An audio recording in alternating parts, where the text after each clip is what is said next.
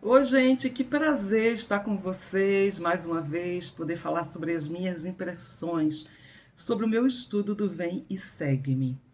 E eu vou te contar que eu sei que não existem coincidências. O Eldenia Maxwell, ele disse exatamente isso, que coincidência pode ser até aceitável no vocabulário mortal, mas não no vocabulário divino, não nos desígnios de Deus. E a gente vai entender um pouquinho por que não existem coincidências. Essas sessões de Doutrina e Convênios, elas me ensinaram muita coisa. Primeiro porque a gente já sabia aí esse contexto do que tinha acontecido, das 116 páginas, as traduções que haviam sido perdidas, esses manuscritos, quando Martin Helres insistiu com Joseph insiste com o Senhor uma, duas, três, até que o Senhor diz, leva, com algumas condições. Martin Helres desobedeceu, mostrou aqueles registros, aqueles escritos para mais pessoas do que foi autorizada, e a gente sabe já o final da história, que acabou sendo perdidos esses escritos. Gente, e aí depois ele perdeu o dom dele de tradução, depois o Senhor restituiu, né, quando ele realmente se arrependeu e aprendeu ali a lição. E agora a gente tem Oliver Cowdery, que é o novo escrevente, mas eles avançaram nessa tradução e eles já estão chegando ao final da tradução do livro de Mórmon. Quando aí surge a pergunta, mas e agora? O que é que nós vamos fazer com as 116 páginas perdidas? Como é que a gente vai publicar um livro faltando uma parte, faltando um pedaço, faltando o início do livro? E é nesse contexto que Joseph, eu acho que pode ter passado na cabeça dele e de Oliver. Simples, a gente pega de novo as placas e faz a tradução outra vez. Mas aí o Senhor sabiamente, né, e Joseph também humildemente, decide perguntar ao Senhor. E aí, em resposta à oração de Joseph, o que é muito comum em Doutrina e Convênios, as sessões serem respostas das orações, o Senhor fala para Joseph que ele já tinha um outro plano. Ou seja, ele já tinha um plano B. Gente, que maravilhoso e que alívio deve ter sido para Joseph saber disso, porque ele devia estar ainda angustiado pensando como, né? Como é que eu vou fazer? Traduz outra vez? E o Senhor não só deu as instruções para Joseph, como ele disse por que ele não deveria traduzir outra vez. E o que o Senhor disse para Joseph? Gente, estamos lembrando que esse Senhor que fala com Joseph é o nosso Salvador Jesus Cristo. É a voz do Salvador. As sessões Doutrina e Convênios é o Salvador falando com o profeta. Então, olha só, ele diz assim, a gente lê isso em Doutrina e Convênios 10. E eis que Satanás os incitou em seus corações a alterarem as palavras que fizeste escrever, ou seja, que tu traduziste e que saíram de tuas mãos. Então ele disse, olha, sabe essas pessoas que estão com os manuscritos? Satanás incitou essas pessoas a alterarem o que você escreveu. De modo que, e dessa forma, o diabo procurou armar um plano astuto a fim de destruir esta obra. Ele diz ainda, ó, aqui no 11, eis que te digo, porque alteraram as palavras, lê indiferentemente do que traduziste e fizeste escrever. E ele incitou-os em seu coração a fazerem isso, para que, mentindo, possam dizer que te apanharam nas palavras que fingiste traduzir. Então, qual era o plano do maligno, né? Essas pessoas aí, inclusive junto com a esposa de Martin Helres, que depois veio a processar o próprio marido e Joseph, eles roubaram esses manuscritos aí, ela certamente estava involucrada nisso, essas pessoas astutas, e o que fizeram, né? O que pretendiam fazer, vamos dizer assim. Se Joseph traduzisse uma outra vez, eles alterariam as palavras do que eles tinham e diria: olha, Joseph é um falso profeta. E assim eles iam frustrar esse plano, essa obra. Mas o Senhor, já de antemão, sabendo de tudo isso, previne a Joseph e diz: o Satanás é astuto, mas eu sou sábio. Gente, há uma diferença muito grande entre astúcia e sabedoria. Então, que nós possamos aprender com o Senhor, né? Que o Satanás ele pode até tentar, mas Deus é sábio e ele é muito mais forte. Ele é onisciente, ele é onipresente. Ele já sabe todas as coisas desde o princípio. E por isso ele chega para Joseph e diz: olha, você não vai alterar, você não vai traduzir outra vez, você simplesmente não vai fazer nada. E você vai guardar silêncio sobre o que eu vou te dizer. O que você vai fazer agora vai ser traduzir o livro de Nefe. Então, gente, é maravilhoso saber que não há coincidências. O Senhor já sabia disso. Porque, veja bem, a gente tem Nefe. Vamos lá, vamos ver em 1º Nefe. Quando a gente lê em 1º Nefe, gente, no versículo 5 e 6, olha só, Nefe estava escrevendo no ano 600 até 592 a.C. Então, vamos dizer, 600 anos antes de Cristo estava Nefe escrevendo. Olha o que Nefe diz no capítulo 9, versículo 5. Ordenou-me, portanto, o Senhor que fizesse essas placas para um sábio propósito seu, o qual me é desconhecido.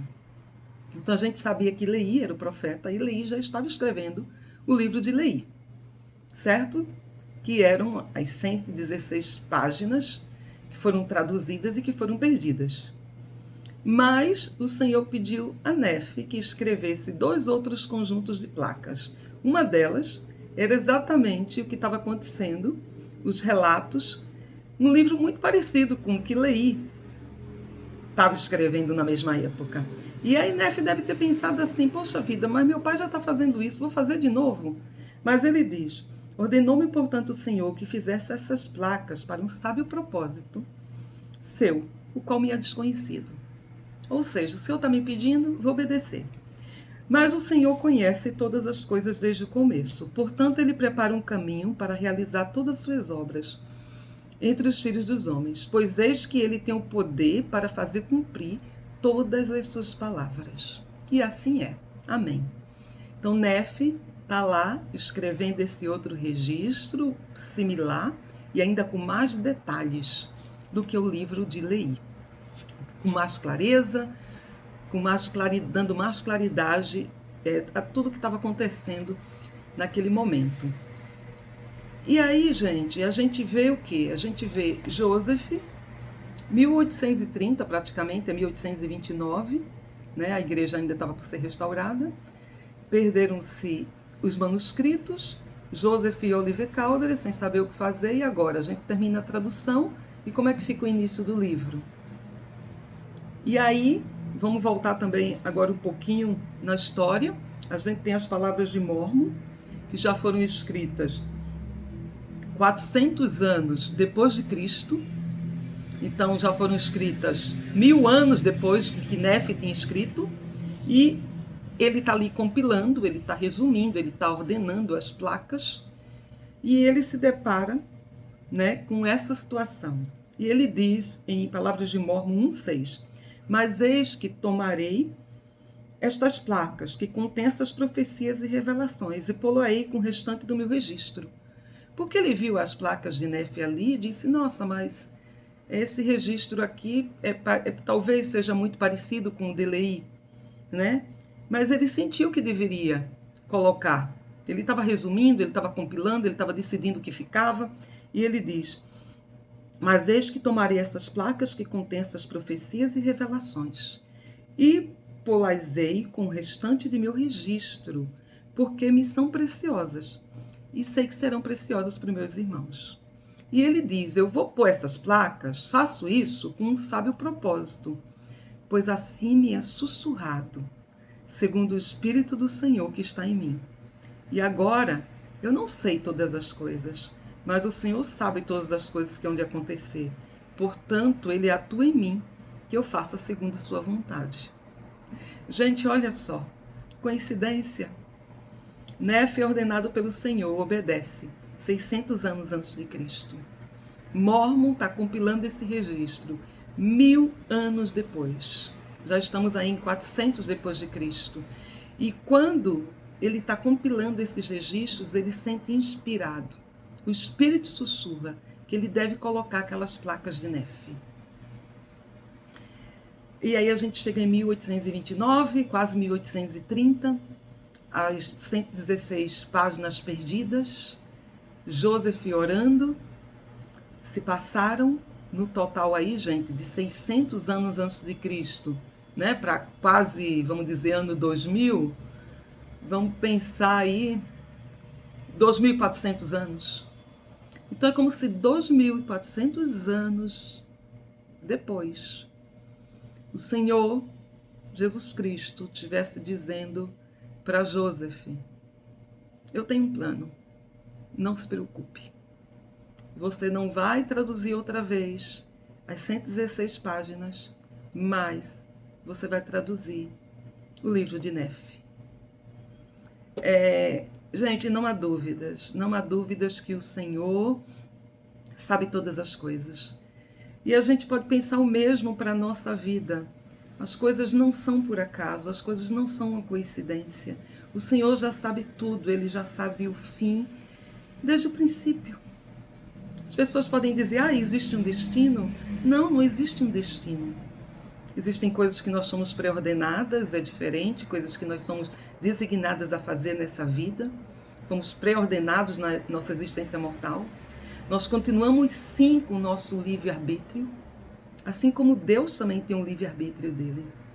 E muitas vezes Deus vai fazer interferências para que o seu plano, né, seja cumprido, para que a sua obra seja cumprida nessa terra. Ele não vai deixar que o Satanás ele destrua essa obra. Quando Joseph diz assim, está tudo perdido. Não está tudo perdido, não estava tudo perdido. Naquela situação, o Senhor ensinou algo muito maior a Joseph.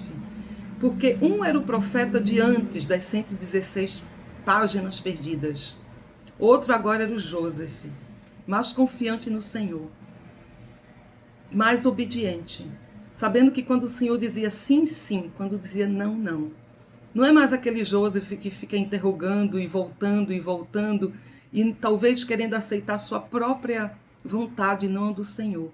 Essa experiência fortaleceu Joseph para as outras, para as situações da vida dele que viriam. E a gente aprende tanto com isso. Às vezes a gente tem um plano para a nossa vida e a gente esquematiza esse plano, a gente faz lá o desenho, mas a gente não entende que o Senhor está desenhando algo muito maior, que Ele está desenhando a nossa vida de outra maneira, que Ele está nos ensinando de outras formas, mesmo quando alguma coisa acontece de errado conosco, ou mesmo como a gente vê, né, quando eles entregaram algo tão sagrado que eram as placas, e pecaram por isso. Desculpa, que eram as páginas na tradução. E pecaram por isso. Muitas vezes na nossa vida a gente vai entregar coisas sagradas. Ou talvez a gente coloque essas coisas não na prioridade que deveria ter. E a gente precisa aprender que o Senhor está nos ensinando a todo tempo. Mesmo quando tudo parecer perdido, não está. Há um caminho de volta, um caminho do arrependimento. Há um Deus misericordioso que nos perdoa, que nos entende e que vai abençoar a nossa vida e que vai mostrar outros caminhos para que a gente retorne. Foi assim com Joseph. Ele encontrou esse caminho, ele voltou a traduzir, ele buscou orientação do Senhor e essas sessões são divinamente inspiradas. Entre tantas coisas que o Senhor fala, ele fala sobre o plano do maligno. É que esses homens, eles queriam simplesmente dizer aos outros, olha, tá vendo? Joseph não é um profeta de Deus. Tá vendo? Nós tínhamos razão.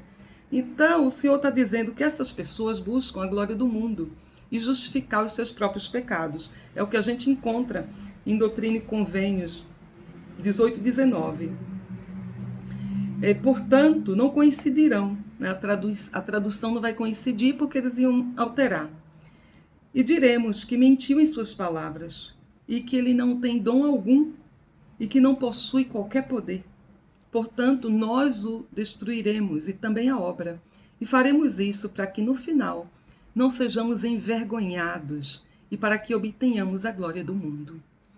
Então, às vezes eu fico observando alguns membros, alguns que se afastaram do evangelho, que são dissidentes, modernos, que fazem canais, que fazem vídeos contra o evangelho, que vão lá, que atacam Joseph, atacam a doutrina de Cristo. Essas pessoas estão tentando encobrir seus próprios pecados. E a única coisa que elas estão buscando é a glória do mundo, é a aceitação do mundo. E muitas vezes elas não percebem que estão servindo de instrumentos de Satanás. Do mesmo jeito que essas pessoas aqui que roubaram as 116 páginas com esse objetivo, eram instrumentos de Satanás. Mas nós precisamos lembrar que Satanás é astuto, mas o nosso Senhor é sábio, né? E no 22 diz, Satanás incita-os a fim de conduzir suas almas à destruição. Então, gente, qual o objetivo deles? É exatamente isso, é levar as pessoas à destruição. É destruir essa obra. Mas essa obra não será destruída. Aliás, quando essas pessoas vão para a internet falar mal para a igreja, sabe o que acontece? Elas estão simplesmente reafirmando a profecia de Moroni, quando diz que o nome de Joseph seria conhecido por bem ou por mal em todas as nações. Então, quando eles vão lá falar mal de Joseph, né, que aliás é muito fácil falar de alguém que já morreu, cada vez que vão falar mal de Joseph, eles estão cumprindo uma profecia do anjo Moroni para o próprio Joseph. Então, que a gente possa realmente lembrar dessas coisas. O Senhor tem um plano A, ele tem um plano B. Eu fico pensando no alívio de Joseph quando o Senhor disse para ele, olha, você vai fazer dessa forma. E aí ele fala em Doutrina e Convênios 10, 39. Lembra-te de que naqueles escritos se mencionava que um relato mais minucioso dessas coisas foi feito nas placas de Nefe. Ele dizia, lembra que lá no livro de Leí está mencionando isso, que tem um relato mais minucioso. E agora, porque o relato que está gravado nas placas de Nefe é mais minucioso, quanto às coisas que, segundo minha sabedoria, eu levaria ao conhecimento do povo nesse relato, traduzirás, portanto, o que está gravado nas placas de Nefe, até chegares ao reinado do rei Benjamim, ou seja, até Mosias, ou até a parte que traduziste, que está contigo. Ou seja, Joseph, né, havia traduzido até a parte de Mosias, então ele simplesmente agora tinha o livro de Nefe. E com um detalhe, não era só uma substituição, eu troco o livro de Nefe pelo livro de Dei. Não. Na verdade, o Senhor está dizendo para Joseph, eis que há muitas coisas gravadas nas placas de Nefe, que lançam maior luz sobre meu evangelho. Ou seja, as placas de Nefe ainda eram mais claras do que as placas de Leí. Então não foi simplesmente uma troca, mas ele lançou mais luz. Portanto, minha sabedoria deves traduzir essa primeira parte das gravações de Nefe e incluí-la nesta obra. E eis que todo o restante deste trabalho contém as partes de meu evangelho, que meus santos profetas, sim, também meus discípulos pediram em suas orações que fossem dadas a este povo. Gente, toda a doutrina de Cristo, tudo o precioso que o Senhor queria que chegássemos a nós nesses últimos dias, através do livro de Mórmon, Joseph teve acesso e conseguiu fazer a tradução. E hoje nós temos o livro de Mórmon. Temos o livro de Nefe, que substituiu o livro de Leí, que eram as 116 páginas perdidas, que trouxe muito mais luz, com muita mais clareza, né? Inclusive um livro, quando a gente pensa em Nefe, a gente vê Nefe testificando que viu o Salvador Jesus Cristo, ele também testifica que o seu irmão Jacó também viu, ou seja, um livro que testifica de Cristo a todo momento. O que eu gostaria de dizer é que não há coincidências. O Senhor preparou esse plano muito tempo antes. E para a gente, 2.400 anos pode parecer muito. mas a gente sabe que a contagem, que o tempo do Senhor é diferente, o calendário dele é diferente do nosso. E ele sabe tudo, e que a gente não tema, porque essas coisas também estão ali na nossa vida. A gente precisa lembrar que temos um Deus que tem um plano para nós. Né? E que mesmo quando as coisas dão errado, mesmo quando a gente peca, a gente precisa retornar, a gente precisa se arrepender. E temos um Salvador misericordioso que está lá, pronto para nos receber. Nesse discurso do Elder Hasbad, ele fala sobre por desígnio divino. E ele começa o discurso, gente, falando sobre a experiência de Alma. Quando Alma tinha ido pregar em Amonia e devido à iniquidade aí do povo, ele acaba lamentando e ele vai embora da cidade, né? Decidido a não voltar. Mas aí ele tem uma experiência com um anjo. E o anjo diz que ele devia voltar. E ele rapidamente volta, ele obedece sem assim piscar. E ele quando obedece, ele decide ir por outra entrada da cidade. E quando ele chega na cidade pelo outro caminho, faminto, com sede, cansado, ele encontra um homem. E ele chega e diz, né, se esse homem poderia dar de comer, dar de beber para ele. E esse homem não era nada mais, nada menos que Amaleque, que diz que um anjo já havia mostrado a alma para ele, né, num sonho. E que o anjo havia dito, esse é o homem que você vai receber, tu o receberás. E a gente vê que Alma prega o evangelho para Amaleque, que já era um nefita, e que depois se tornam companheiros missionários. Então a gente pode pensar assim, foi coincidência? Não, gente, não foi coincidência. Alma ter tomado aquele caminho. Não foi coincidência, como também não há coincidências na nossa vida. E eu gostei muito quando o Elder Hasbad, ele cita o Elder Maxwell, que o Elder Maxwell ele diz assim, nenhum de nós jamais utiliza totalmente as possíveis oportunidades que surgem em nosso círculo de amizades. Ou seja, as pessoas que surgem no nosso círculo de amizades também não é por acaso. Vocês e eu talvez chamemos esses encontros de coincidência. Essa palavra é compreensível para os mortais, mas coincidência não é uma palavra apropriada para descrever os desígnios de um Deus onisciente. Ele não faz as coisas por coincidências, mas por desígnio divino. Então que a gente possa prestar muita atenção àquelas pessoas que nós conhecemos, aqueles que estão à nossa volta, as coisas que acontecem na nossa vida. Não são coincidências, não são obras do acaso, mas são desígnios divinos. E aí ele diz ainda, nossa vida é como um tabuleiro de xadrez, e o Senhor nos move de um lugar a outro, se obedecermos os sussurros espirituais e olharmos para trás, podemos ver sua mão em nossa vida. Gente, olha só, esse tabuleiro que se move, né, que o Senhor vai nos movendo à medida que a gente vai usando nosso arbítrio, que a gente obedece, que a gente escuta esses sussurros espirituais. E ele diz, se olharmos para trás, podemos ver sua mão em nossa vida. Podemos ver as intervenções celestiais. As intervenções celestiais. Gente, que lindo, né? Que lindo. E quando a gente lê esses capítulos do Doutrina e Convênios, a gente sente, né, como o Senhor, ele realmente move. Quando o Oliver Calder chega também orando, procurando uma resposta, ele se sente inspirado, ele anda mais de 200 quilômetros, vai até Joseph diz, eu estava te esperando. É assim também, eu tenho certeza, se olharmos para trás, a gente vai ver aquelas situações que você diz, isso não foi coincidência. Mas à medida que eu sou obediente, à medida que eu guardo os mandamentos, à medida que eu estou ali propensa a receber a orientação do Espírito Santo. Porque quando a gente vai para o Doutrina e Convênios 11, a gente vê essa sessão, né, inspiradora também, que essa sessão que foi dada para o irmão de Joseph, para Hiram Smith.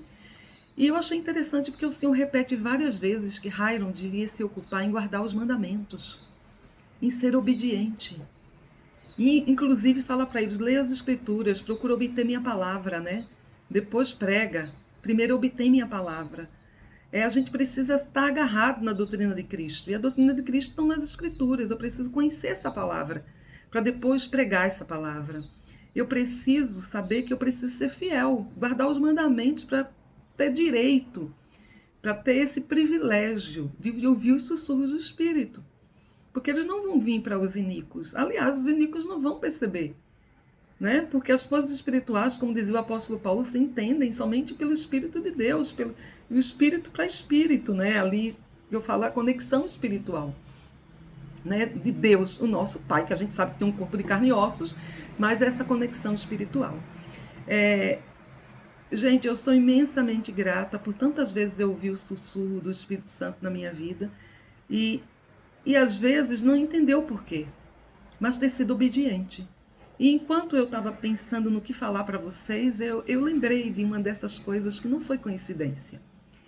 Eu era professora do Vem Segue-me, da minha ala, quando veio a pandemia. E querendo cumprir o meu chamado, querendo fazer da melhor maneira, eu pensei, e agora? Né? Como é que vai ser? Não estamos mais juntos no domingo. Foi aí quando eu tive a ideia de começar a gravar os vídeos do Vem Segue-me para a minha turminha da escola dominical, que não tinha ali mais de 30 pessoas na ocasião.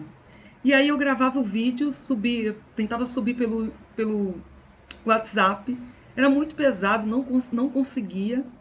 E aí os vídeos ficavam muito curtinhos, eu não conseguia expressar, tinha que ser cortados em vários vídeos. E conversando com a minha cunhada, com a Carol, com o Rossini, meu irmão, eles disseram, por que você não faz um canal no YouTube? E eu disse, não, YouTube não, gente. Não, mas vai subir mais rápido, vai ser mais prático para você.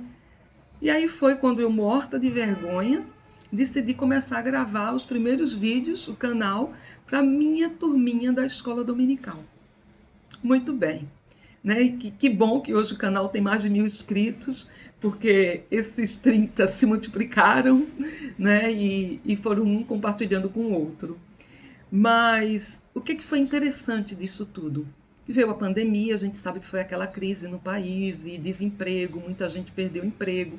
Meu marido foi um deles, porque ele dava aula, muita aula particular, aula em empresa, escola de idioma, e na hora que vem a crise, a primeira coisa que as pessoas cortam é aquilo que é considerado extra, né? Aquilo que não é o mais básico.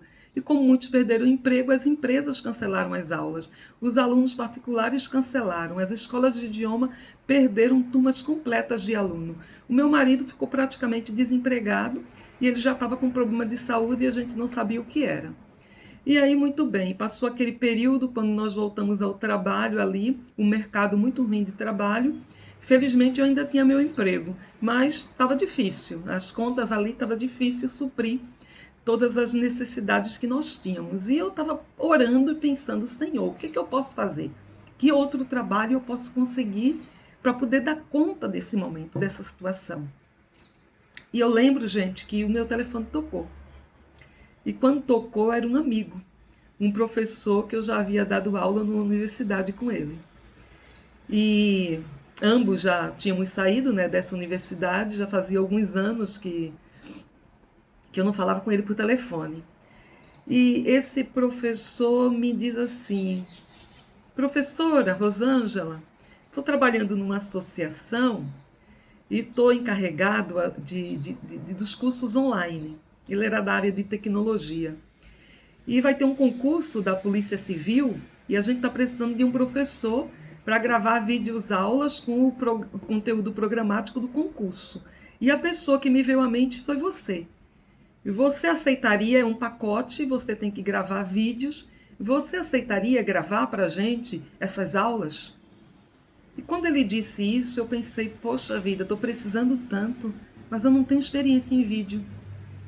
E aí eu disse, sabe o que acontece, professor Paulo? Eu nunca fiz isso antes, eu não tenho experiência em vídeo. E aí ele disse, não, mas você é ótimo, eu tenho certeza que vai dar tudo certo. E eu disse, não posso. E naquele momento, o Espírito me sussurrou. Como você não tem experiência em vídeo? E as suas gravações do Vem Segue-me? E aí eu pensei, não, Mas as minhas gravações são coisas espirituais, são coisas do Evangelho. Não é uma aula secular. E novamente o Espírito me disse, é vídeo, é a mesma coisa. Você só vai mudar o conteúdo. Então, naquele embate que ele insistindo e eu dizendo que não podia, eu disse para ele, professor, vamos fazer o seguinte, me passa o conteúdo, eu vou gravar uma aula, você assiste, vê se você gosta. Se você gostar, aí a gente entra aí num acordo. E aí eu mandei a aula para ele, gravei, mandei a aula. E aí ele depois me liga e diz, adorei a aula, tá maravilhosa, para minha surpresa. E aí ele diz, quanto você cobra por cada vídeo aula, né? Levando em conta a sua preparação, a análise de questões anteriores de provas, a gravação. Aí eu disse para ele, olha, ficaria bom para mim R$200 por vídeo aula. Aí ele disse, ok, eu vou levar para a diretora da associação, para a aprovação dela e eu retorno para você. E aí ele levou meu vídeo, teve uma reunião com a diretora, mostrou a diretora, e aí ele volta. E ele volta e me diz o seguinte, Rosângela, a diretora adorou a sua aula, e mais um detalhe, aconteceu uma coisa inusitada. Ela não só vai pagar para você R$200, mas ela decidiu acrescentar mais 100. Ela vai pagar R$300 por cada videoaula que você fizer. Gente, lá atrás, na pandemia, quando eu ouvi aquele sussurro, começa a gravar vídeos, ajuda os seus alunos. Eu encontrei essa maneira de servir.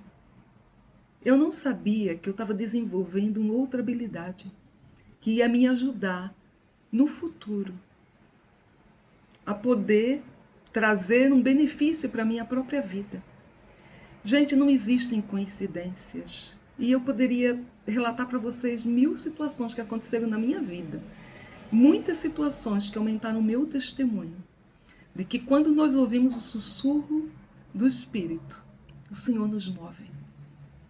Nesse grande tabuleiro de xadrez que é a vida. Que a gente não precise temer.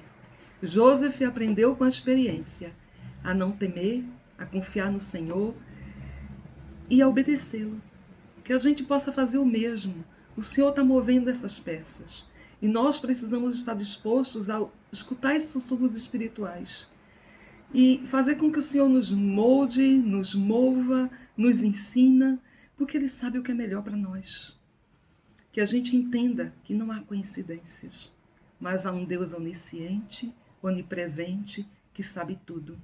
É o mesmo Deus que 2400 anos depois fala para Joseph, eu, Senhor, sou sábio, eu tenho um plano B. E o Satanás não vai destruir essa obra. Que a gente possa seguir adiante, que a gente possa lembrar também na nossa vida, quando alguma coisa der errada, que sempre haverá um plano B. E que o Satanás não vai nos destruir. Mas que podemos ir adiante, confiando no Senhor, confiando que Ele sabe o melhor para nossas vidas. E às vezes Ele tem um plano muito maior do que nós imaginamos. Até a próxima.